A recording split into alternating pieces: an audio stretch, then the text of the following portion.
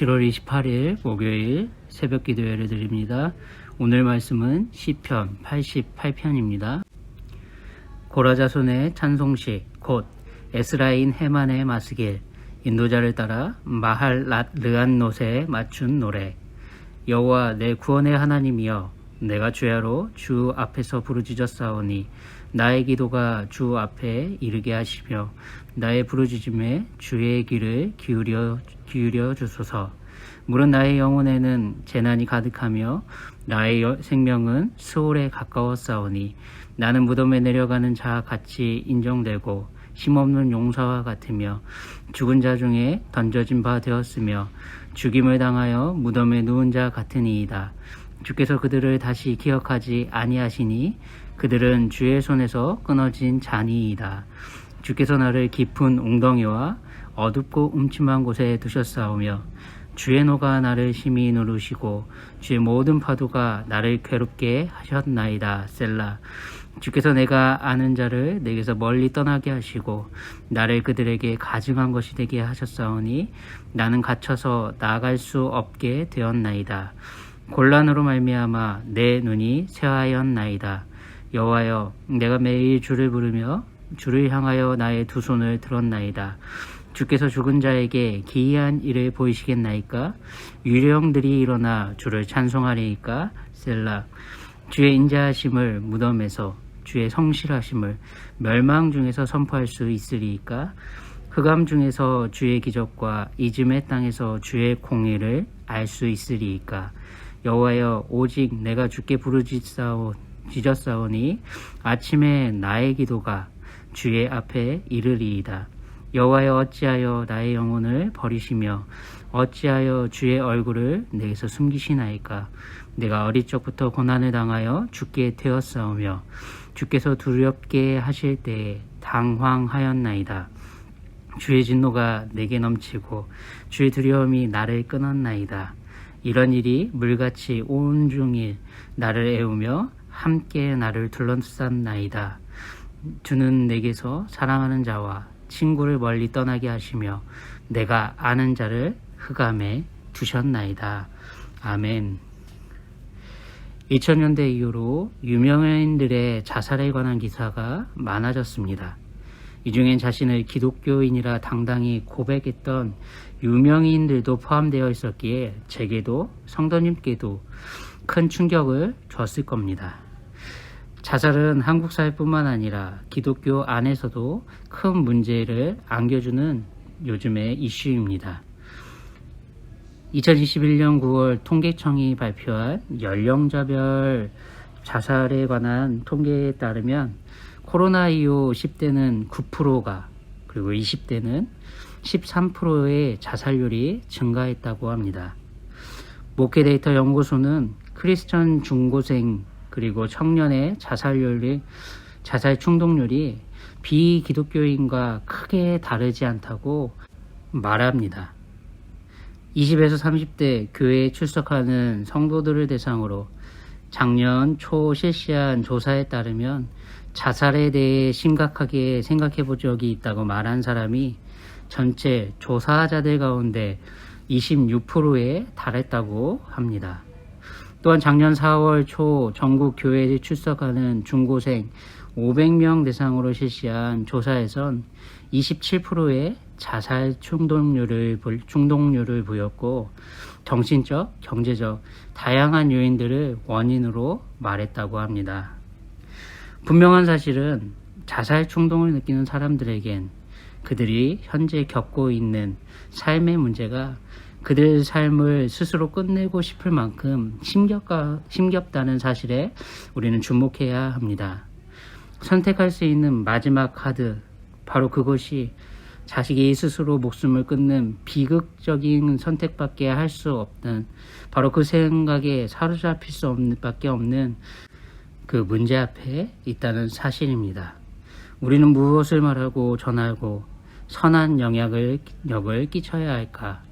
기독교는 성도는 심각한 사회의 이 아픔 앞에서 어떠한 모습으로 우리는 영향력을 끼쳐야만 할까? 이걸 고민해야 하는 시대에 저희는 오늘 말씀을 통해 지혜를 얻게 됩니다. 시인은 지금 어떤 상황입니까? 자신을 살아있는 산 송장 같다고 고백하지 않습니까? 시체와 같다고 말합니다. 3절부터 5절에서 자신은 무덤에 누운 시체와 별반 다르지 않다고 고백합니다. 그런데 시인의 이 고난은 어릴 적부터 성인이 된 지금까지 끊임없이 쉬지 않고 지속되어 온 고난이라 고백하지 않습니까? 15절에 내가 어릴 적부터 고난을 당하여 죽게 되었사오며 이렇게 고백하는데 시인이 태어나 얼마의 시간이 지난 후부터 이 고난이 시작됐는지 우리는 알 수 없지만 시인의 몸은 죽은 것 같은 상태로 고통 속에서 지금까지 살아왔다 말하고 있습니다. 대부분의 사람들은 건강했던 자신에게 갑작스레 찾아온 육신의 질병을 알게 될 때 절망과 좌절을 경험하지 않습니까? 시인에게 더욱더 큰 아픔은 하지만 더 큰 아픔은 사랑하는 이들이 떠나버린 빈 자리입니다. 8절을 통해 내가 아는 자들이 내게서 빨리 떠나갔다 시인은 알려줍니다.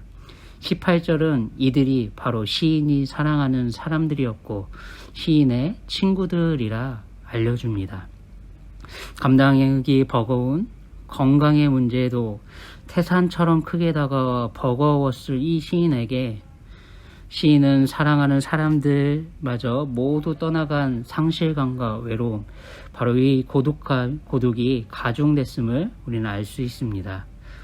그 누구도 도와줄 수 없는 죽을 것 같이 힘든 건강상의 문제도 몸을 움직일 수 없는 시체와 같은 자기 스스로 끝까지 버텨내야 하는 것이 바로 시인이 처한 현실이었습니다.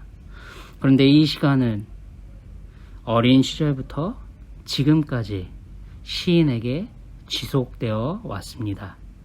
겪어보지 않은 사람이 그 누가 시인이 말하는 이 고난, 이 고통, 이 아픔, 이 슬픔, 이 힘겨움을 이해할 수 있겠습니까? 시인은 자신을 이 세상에서 태어나게 하신 창조주 하나님을 원망하는 듯 시는 보이지만 하나님의 주권을 인정하며 시인이 버텨내고 있음을 우리에게 알려주기도 합니다. 자신이 처한 모든 상황을 허용하신 분은 분명 하나님이시라는 걸 알고 시인은 있습니다. 하지만 시인은 자신이 겪고 있는 이 극심한 고통, 상실감 가운데에서도 하나님이 여전히 변함없이 처음부터 지금까지 앞으로도 함께하고 계시다는 바로 이 진리, 이것을 믿으며 의존하고 있다고 시는 알려줍니다. 비록 표면적으로 드러나는 시인의 표현들은 마치 하나님이 이 모든 불행을 주신 것처럼 초래하신 것처럼 보여지는 것도 사실이지만 사실 시인이 말하고 싶은 것은 정반대입니다. 주의 진노가 내게 넘치고 주의 두려움이 자신을 끊었다. 시인은 분명 말하고 있지만 시인은 이 모든 과정 속에 함께 하시는 하나님의 은혜가 여전히 자신에게도 주어질 수 있다는 그 진리, 그 약속을 기대하며 하루하루 그에게 주어진 시간을 버텨내고 있다. 시를 통해 고백하고 있는 겁니다. 언젠가 시인이 처한 현실의 문제들, 바로 이 문제들 속에 하나님이 개입을 해주신다면, 우리 하나님께서 능력을 베풀어 주신다면 언제든 해결될 거라 믿으며 시인은 하나님께 쉬지 않고 어릴 적부터 지금까지 앞으로도 끊임없이 기도하며 하나님만 바라볼 것을 시를 통해 노래하고 있습니다.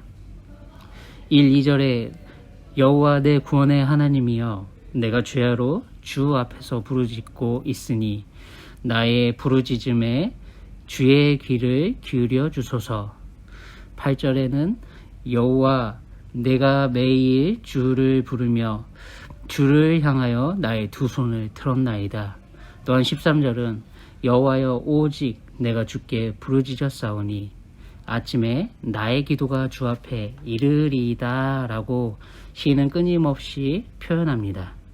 시인은 쉬지 않고 자신에게 구원을 베풀어 주실 유일하신 하나님을 바라보며 하나님밖에 안 계신다는 그 진리를 붙들며 하루하루 힘겨운 생명을 보존하고 있는 겁니다. 시인은 하나님이 자신에게 주신 생명의 소중함을 귀중하게 여기고 있습니다. 비록 죽은 시체와 같은 자신의 몸 상태임에 충분하지만 명확하지만 시인은 사랑하는 모든 사람들이 떠나버려 도움의 손길이라고는 전혀 없는 외로움과 상실감 속에 놓여져 있는 것도 사실이지만 그럼에도 불구하고 시인은 하나님의 코의 생기를 직접 거두어 가시기 직전까지 자신에게 있는 생명을 소중히 여기고 있다고 시를 통해 말합니다. 죽은 자는 결코 하나님이 행하시는 기이한 일, 즉 구원을 누릴 수 없기 때문에 그렇습니다. 생기를 잃은 시체들은 하나님께 더 이상 입을 열어 찬송을 올려드릴 수 없기에 그렇습니다. 사랑하는 이들과 친구들, 자신을 역겹게 여긴다 하는 현실이 시인에게 주어져 있다 하더라도 자신이 사랑하는 이들과 친구들에게 가증스러운 존재가 여겨지는 것이 현실이다 하더라도 주님의 기적과 공의는 생명이 있어야만 경험할 수 있다고 시인은 고백하고 있습니다. 사랑하는 여러분, 초대교회에서 오늘 말씀인 이 시편 88편은요, 순환절 금요일에 읽혀졌습니다. 우리 예수님이 십자가 지시기 바로 그 저녁날, 초대교회 성도들은 고통 중에 있는 이 시인이 우리 예수님을 미리 바라보면서 그리스도의 고난을 체험하고 있다 여겼기 때문입니다.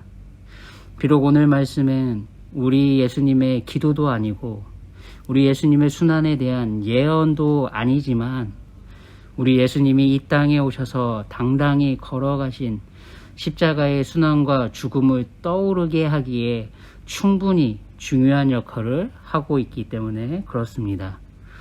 고통의 대명사로 성경에 뽑히는 인물들 가운데 누가 있습니까? 욥은 누구나 다 알고 있지 않습니까? 하지만 욥에게 찾아온 그 고난은 어린 시절부터 일평생 그를 괴롭힌 것은 아닙니다. 시편의 이 기자의 보다 더 큰 고난, 더 큰 고통을 당한 유일한 인물은 바로 성경 속에 우리 예수님밖에 계시지 않습니다.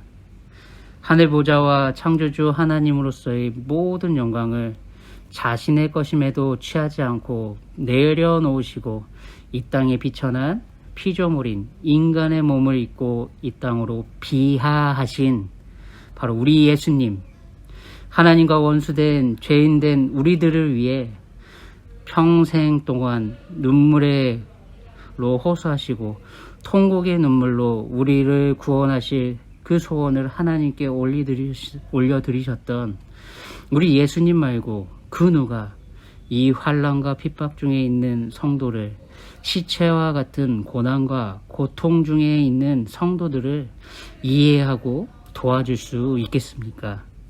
성경은 분명히 말합니다.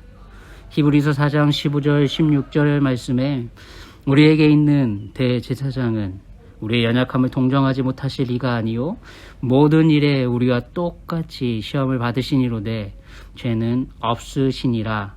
그러므로 우리는 긍휼하심을 받고 때를 따라 돕는 은혜를 얻기 위하여 은혜의 보좌 앞으로 담대히 나아갈 것이니라. 아멘. 성경은 말합니다. 스스로 목숨을 끊는 비극을 부추기는 이 세상 가운데 죽음을 미화하는 이 세상을 향해 우리가 보여줘야 할 삶의 모습은 무엇입니까? 바로 그걸 시인은 보여주고 있습니다.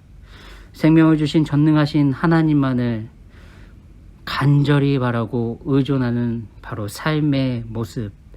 창조주 하나님이 주신 생명의 가치를 내가 처한 상황과 현실 앞에서, 환경 앞에서 훼손시키지 않고 마지막 그 순간까지 하나님을 주시는 그 구원을 열망하는 모습으로 살아내는 것, 세상 모든 아픔과 고통을 유일하게 동정해 주실 우리 예수님을 세상이 바라볼 수 있도록 바로 오늘 하루도 우리가 보여줘야 할 줄 믿습니다.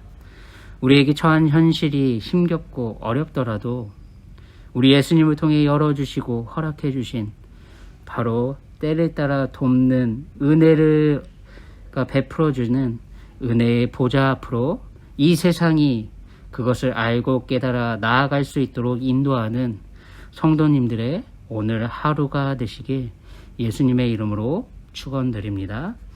기도합니다. 하나님 아버지, 시편 기자의 삶과 고백을 통해 우리의 산 소망이신 예수님을 기억하게 하신 것 감사드립니다. 우리 삶의 유일한 길이요 생명 되시는 예수님만을 바라보며 오늘 하루를 살도록 인도하여 주시옵소서. 우리에게 주신 생명의 가치를 훼손하도록 부추기고 미혹하는 이 세상을 향해 당당하게 하나님의 통치하심과 섭리하시는 생명의 가치를 증명해 보이는 오늘 하루를 살아내는 은혜를 더하여 주시옵소서. 하나님의 구원을 전하게 하여 주시옵소서. 존귀하신 예수님의 이름으로 기도드립니다. 아멘. 오늘 하루도 전능하신 하나님의 구원을 드러내시는 복된 하루 되시기 바랍니다.